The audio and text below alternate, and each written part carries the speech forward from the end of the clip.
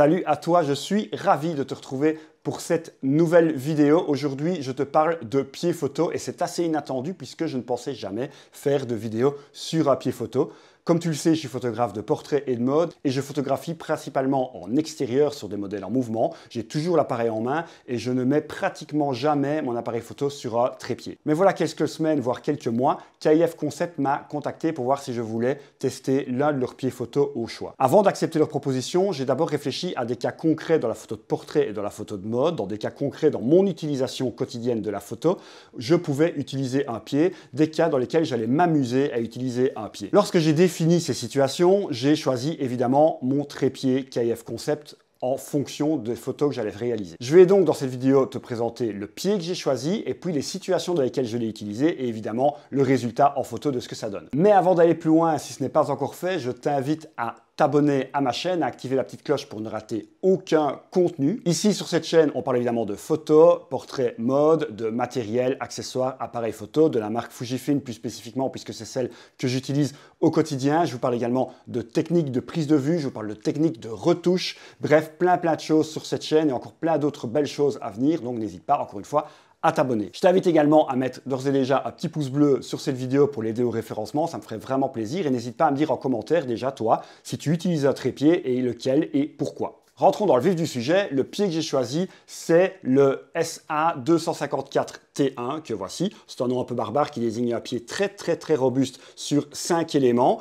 Il fait environ 2 kg et peut supporter jusqu'à 10 kg. C'était important pour moi d'avoir un pied qui était très robuste parce que je le trimballe vraiment partout. Tout mon matériel photo est toujours dans mon coffre et quand j'en ai besoin je le sors. Alors effectivement comme je vous le disais, j'utilise pas souvent un pied photo mais maintenant qu'il est là, il reste avec le reste de mon matériel et donc en extérieur, souvent dans des endroits en pleine nature, vraiment dans des sols qui sont pas faciles, il fallait vraiment un pied qui est robuste et surtout qui est très stable. Celui-ci l'est. Les embouts sont très stables. Vous pouvez vraiment diriger chaque membre comme vous le voulez. On voit vraiment aussi que tout a été bien pensé et bien conçu. Donc on n'a pas de jeu. Vous avez un petit outil fourni avec pour pouvoir resserrer chaque articulation s'il y a un peu de jeu pour pouvoir le garder plus longtemps dans le temps. Alors évidemment, on réinvente pas la roue. Hein. Ici, vous avez aussi un petit crochet qui permet de le lester avec soit des poids, soit votre sac photo par exemple. Ça permet qu'il soit encore plus stable. La tête que j'ai choisie aussi, je ne sais pas si on va bien le voir là, voilà, la tête que j'ai choisie aussi, c'est la KIF 28 qui est une tête à rotule. Donc on peut vraiment la diriger dans tous les sens. Ça aussi, c'était intéressant pour moi pour pouvoir vraiment mettre mon appareil dans tous les sens.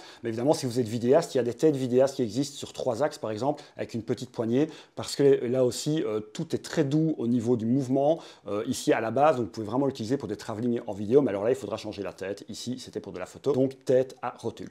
Et pour terminer le tour du propriétaire, il est fourni dans une ravissante petite sacoche qui permet vraiment de le transporter assez facilement. Et donc, comme je vous le disais en introduction, mon but n'est pas ici de vous présenter l'objet en tant que tel, mais plutôt son utilité, surtout en portrait et mode, et ce que j'ai voulu réaliser avec. Et vous allez comprendre pourquoi j'ai choisi ce pied.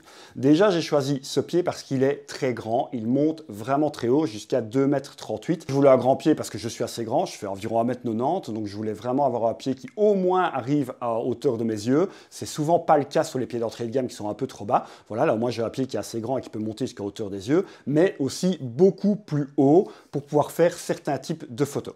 Parce qu'en effet, il y a vraiment en plus une fonction qui est vraiment sympa sur ce pied, c'est qu'il fait en plus pied girafe. Donc le trépied ici sur le dernier élément en fait permet de se mettre jusqu'à angle droit et vous pouvez vraiment mettre votre appareil pour faire une prise de vue verticale. Ça m'aide dans 2 situations, dans celle-ci, la chaîne YouTube, ça me permet de vous présenter des objets de manière verticale avec l'appareil qui arrive juste au-dessus. Voilà, ça c'est une première utilité. Mais dans la photo portrait mode, ça me permet aussi de faire des photos du modèle qui est couché ou assis. Alors, vraiment une prise de vue en plongée verticale. J'utilise dans ce cas-là évidemment mon application smartphone comme télécommande et je déclenche l'appareil à distance.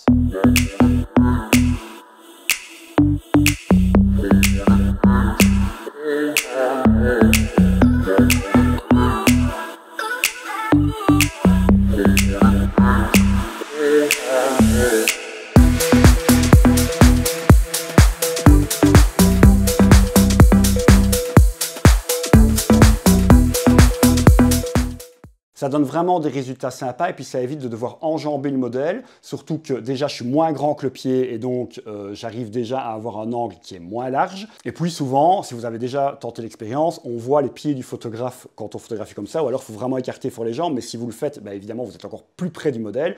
Donc voilà, ce pied permet d'éviter tous ces inconvénients et d'avoir l'impression vraiment qu'on vole au-dessus du modèle. Autre type de prise de vue que j'ai décidé de réaliser à l'aide de ce pied, c'est une prise de vue à ras de sol, vraiment en utilisant une profondeur de champ très réduite sur plusieurs photos. J'utilise une technique qui est bien connue des photographes macro, ceux qui font souvent de la photo macro en pleine nature, fleurs, champignons, etc.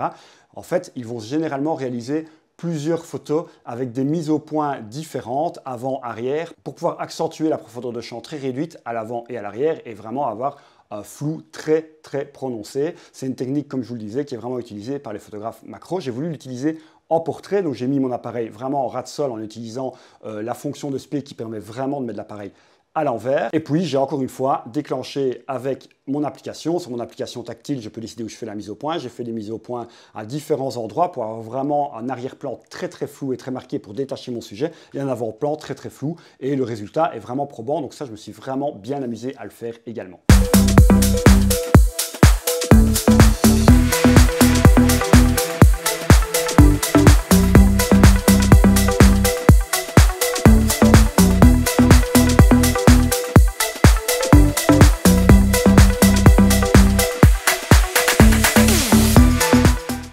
Lorsque j'ai utilisé ce pied, je l'ai utilisé vraiment dans toutes les circonstances. Je suis allé vraiment dans des endroits marécageux, je suis allé dans des endroits vraiment pleins de pierres, dans les bois, etc.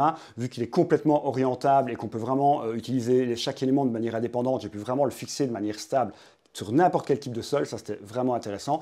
Donc voilà pourquoi également j'ai choisi ce pied. Sachez également qu'il existe plein de déclinaisons de ce pied, plus petit par exemple, si vous ne voulez pas monter jusqu'à 2,38 m, avec une charge maximale un peu plus basse qui fait baisser le prix effectivement. Moi j'ai pris 10 kg parce que parfois j'ai des optiques qui sont assez lourdes, mais vous pouvez vraiment prendre moins. Je vous ai mis un lien ici en bas de la vidéo qui vous permet d'aller voir leur gamme, tout est modulable. Vous pouvez également changer la tête de votre pied si vous préférez une tête à axe par exemple ou une tête plus vidéaste comme je le disais tout à l'heure. Bref, voilà, le lien est en bas de la vidéo. Je pense que sur le pied, vraiment celui-ci que je vous ai présenté, il y a pour le moment 15% de réduction. Donc il est environ à 170 € au lieu de 230 €. Donc pourquoi pas, si vous intéresse, allez-y. Ou sinon, allez voir si un autre vous intéresse. Il y a vraiment une multitude de trépieds différents chez KIF Concept. Voilà, j'espère que cette vidéo t'a plu. Dis-moi en commentaire, encore une fois, ce que tu penses de ce pied et quel pied toi tu utilises et dans quelles circonstances. Ça m'intéresse et j'essaie toujours de répondre un maximum à tous les commentaires. On se retrouve très vite pour d'autres types de contenus. Si ce n'est pas fait, n'oublie pas de t'abonner à ma chaîne et on se retrouve très vite. Salut, ciao!